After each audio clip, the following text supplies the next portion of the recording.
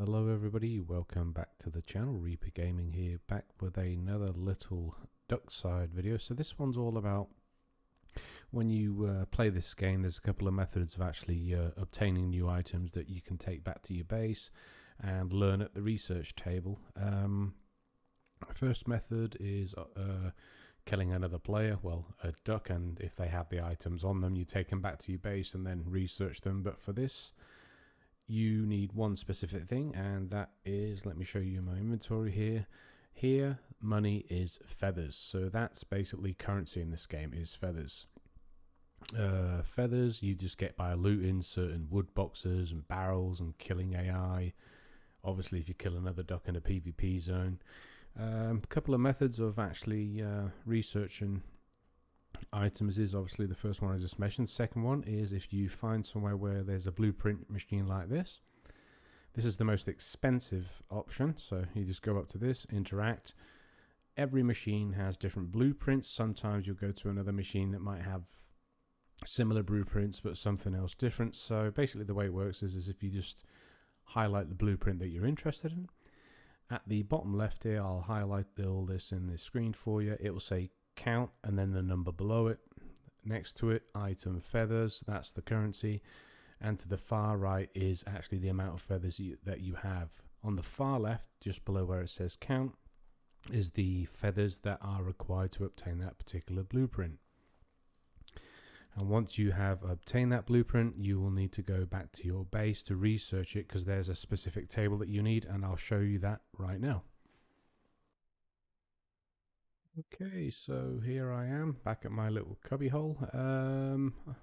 So as you can see here, here's a blueprint in the box. I'm not actually going to use this because this is for another friend of mine. But here it actually states that all you need for a blueprint reading is workbench 1. So you don't need the research table for that. My apologies, I thought you did. But the research table is basically, so I'll show you an example here. If I was to take, let's say, the nail gun, I'll just put that in my inventory. Interact with your research table. You don't actually have to be right next to it. As long as you're within range, you know, where you can interact with it, then you should be okay. So just go ahead and interact.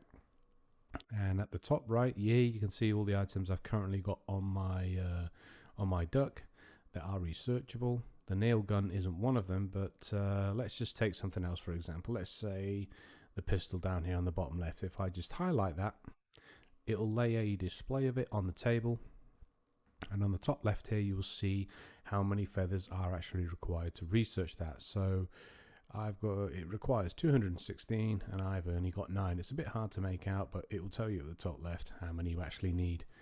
So instead of actually going and getting the blueprints from the machine, the best thing to maybe do is barter with other ducks, or if you know someone that has that particular item, instead of using it, come back to your base, and it has to be a research table that you placed. You cannot go to someone else's base and interact with their tables unless you're grouped in with them, I think. I'm not 100% sure on that, but if you've got your own, that's the best thing to do. The reason for this being is this last method that I mentioned now is, yes, you can go and get the blueprints yourself, but if you actually get the item built by another player, or they happen to have it on them and they're kind enough to give it to you, you come back to your own base here and then just research it on your own table. The currency in this game is the feathers. It's going to cost you a lot less to do it that way than rather than go and get the blueprint straight off. And that's about it for this video, guys. So those are a couple of methods of obtaining new items, and I hope this video has helped you out. I'll see you all in the next one. Don't forget to leave a comment, a thumbs up, and maybe think about subscribing to the channel for future content. Take care, everyone. Have fun, and I'll see you all in the next one. Bye-bye.